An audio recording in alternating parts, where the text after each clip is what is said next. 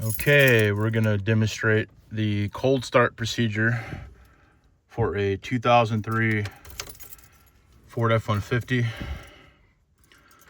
First, turn the key to the on position, like so.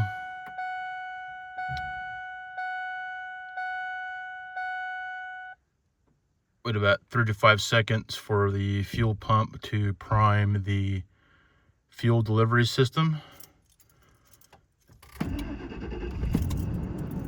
Start it up. And we let the tachometer needle fall below 1000 RPM. Now when you start this thing, when it's cold, it's gonna run rich.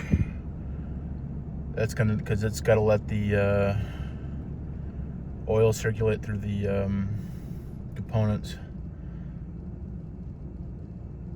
Let the engine warm up. And there we go.